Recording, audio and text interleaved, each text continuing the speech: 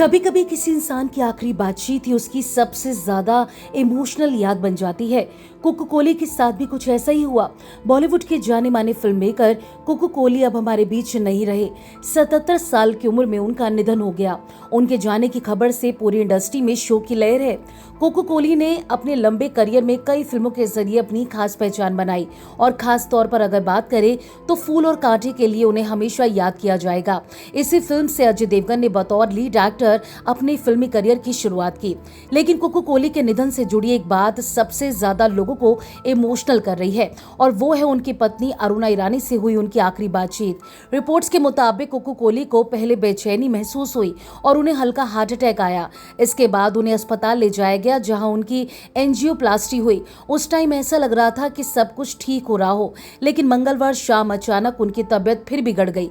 बताया गया कि उस वक्त अरुणा ईरानी उनसे फोन पर बात कर रही थी और मैसेज भी कर रही थी। दोनों के बीच बातचीत चल रही थी और कोको कोली का मूड भी ठीक था, लेकिन फिर अचानक सब बदल गया।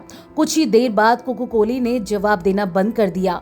उन्हें जबरदस्त कार्डियक अरेस्ट आया और डॉक्टर्स की कोशिश के बावजूद उन्हें बचाया नहीं जा सका। सोचिए, जिस इंसान से कुछ पल पहले तक आप बात कर रहे हो, अचानक उसकी आवाज हमेशा के लिए खामोश हो जाए। अरुणा ईरानी के लिए ये पल कितना मुश्किल रहा होगा, इसका अंदाजा लगाना बेहद मुश्किल है। कोको कोली और अरुणा ईरानी ने साल 2090 में शादी की थी। दोनों की अपनी कोई संतान नहीं है। कोको कोली की पहली पत्नी रीटा कोली से उनकी दो बेटियां पूजा और करिश्मा है।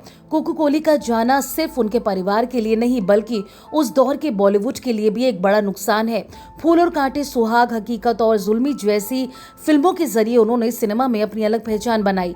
आज उनके जाने के बाद उनके चाहने वालों के मन में उनकी फिल्मों की यादें हैं और परिवार के पास उनकी आखिरी बातचीत की वो याद जिसे शायद अरुणा ईरानी जिंदगी भर भूल नहीं पाएंगी।